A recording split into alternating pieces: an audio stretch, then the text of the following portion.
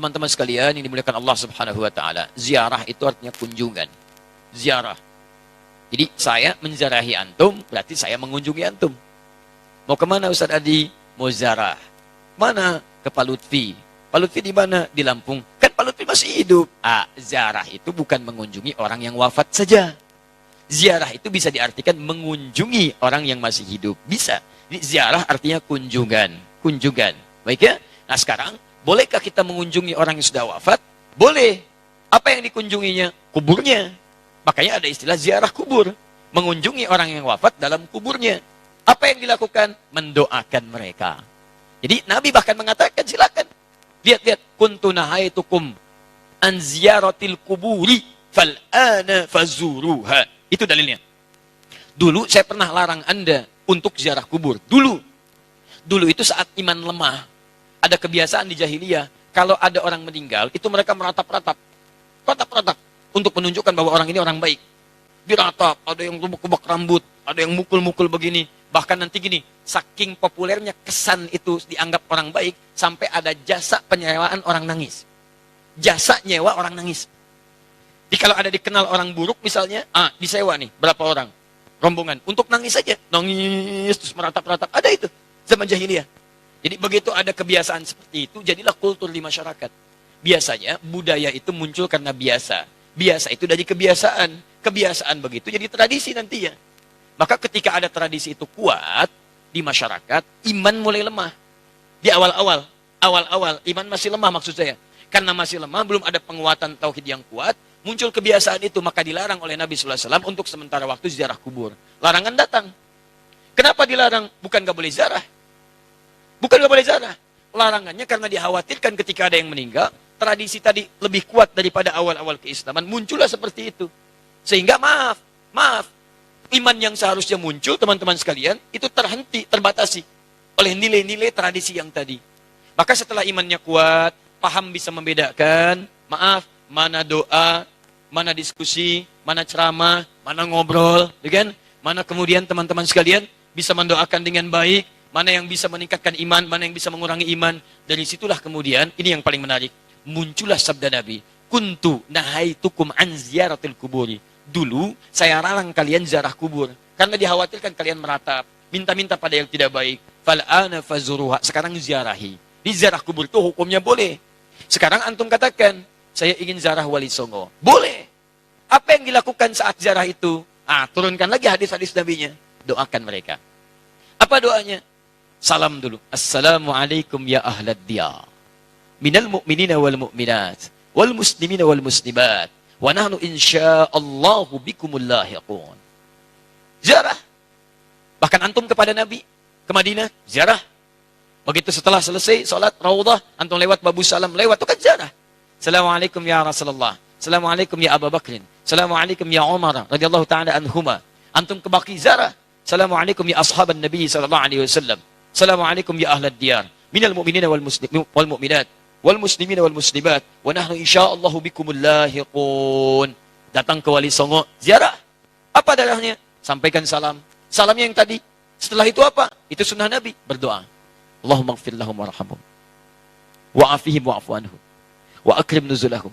Wa wasi' madkhalahum. Wa naqqihim minal khataaya kama yunaqqa thawbul abyadu minad danas. Doakan mereka. Ya Allah, alirkan pahala pada mereka. Ya Allah, berikan kemuliaan pada mereka yang telah membawa risalah dakwah ke Nusantara. Ya Allah, muliakan keluarganya. Ya Allah, berikan kekuatan ya Allah kepada keluarganya dalam keadaan yang terbaik. Selesai, itulah ziarah kubur. Lalu sampaikan ya Allah, kami pun sadar kami kapan pun akan diwafatkan. Maka wafatkan kami ya Allah seperti Engkau wafatkan mereka dalam keadaan yang terbaik. Sudah. Makanya kata Nabi, cara terbaik meningkatkan iman, mengunjungi, berziarah atau ingat pada kematian. Sering lewat alam kubur mengingatkan kita mendekatkan diri pada Allah Subhanahu wa taala. Yang tidak boleh, maaf, minta-minta di kuburan. Pegang nisan, kan? Pak, tolong, Pak, cucu saya mau lahiran, tolong. Makanya saya datang ke sini. Antum ngapain datang di situ? Yang di situ saja nggak bisa keluar. Antum itu ke yang di situ. Itu yang tidak tepat. Jadi yang dilarang itu minta-minta pada yang tidak dibenarkan. Kalau zarahnya nggak ada masalah. Lalu bagaimana kemudian menyikapi yang seperti ini? Antum bikin zarah. Cari ustaz yang bagus. Datang kemudian, di bis itulah diadakan taklim. Terangkat. Ini loh risalahnya. Saya pernah itu. Ya, Tur, jejak Islam di Nusantara. Bukan Islam Nusantara, jejak Islam di Nusantara. Beda antara Islam Nusantara dengan jejak Islam di Nusantara. Kami susuri Pak, sampai ke Aceh Pak. Aceh, dari Aceh. Kami kunjungi makam Syekh Abdul Rauf As-Singkili. Datang. Itu saya terangkan taklim dulu. Syekh Abdul Rauf itu masuknya ke Aceh seperti ini. Kemudian menyampaikan begini, risalah Islamnya begini. Setelah itu kita datang. Mana buktinya beliau ada? Kita kunjungi. Sampai ke tempat makamnya dari hanya kuburannya. Masuk ke situ kita berdoa. Saya pimpin doanya. Begini cara berdoanya. Sampaikan begini, begini, begini. Sudah, ayo kita pulang. Saya sampai ke Lasem. Untuk menelusuri jejak Islam di Nusantara ke arah wilayah Jawa Tengah sampai ke Jawa Timur. Nah, ujung Jawa Tengah ke Lasem, saya tunjukkan. Ini dulu ada Sunan Bonang di sini. Teman-teman sekalian, nama aslinya ini. Asalnya begini, ininya begini. Dari mana taunya? Apakah itu fiktif? Ayo kita lihat. Susuri tempatnya. Ini tempat beliau. Ini tempat awal merapatnya. Ini tempat keluarganya. Ini pas sujudannya. Sampai saya hitung berapa anak tangga sampai ke atasnya. Yang merawat tempatnya itu sampai ke sujudannya. Yang merawatnya namanya Pak Abdul Halim. Begitu antum naik sampai ke atas, sebelah kiri. Di situ antum temukan nanti yang pegang kuncinya Pak Abdul Halim. Ketika bertemu dengan beliau, indah sekali. Pak, ini bukan makam ya. Bukan makam. Makamnya itu bukan yang di sini. Ini cuma pas sujudannya. Pas sujudan itu tempat beliau kemudian memetakan wilayah. Berdoa kepada Allah. Minta diberikan kekuatan. Bersujud di situ. Sholat menghadap ke arah kiblat. Seperti Nabi naik ke Gua Hira.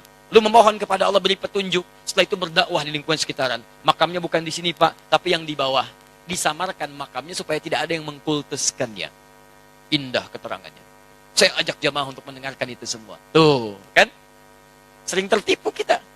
Makanya ditutup tuh pas sujudannya juga supaya tidak ada yang mengkultuskan itu. Cuman lihat ke situ, baik, terangkan. Kalau sudah seperti itu, enak taklim kitanya. Di sejarahnya paham, ada tokohnya, ada bekasnya, kemudian kita mendoakan, setelah itu kita pulang. Selesai. Jadi kita itu tidak harus saling mencolok, gak ada wali songo, begini. Alah, antum ini kenapa sih? Sebelum bilang gak ada, lihat dulu. Lihat, pahami, baca kisahnya, pelajari, ambil inspirasinya. Kalau ada yang meninggalnya, doakan seperti antum datang ke makam Uhud.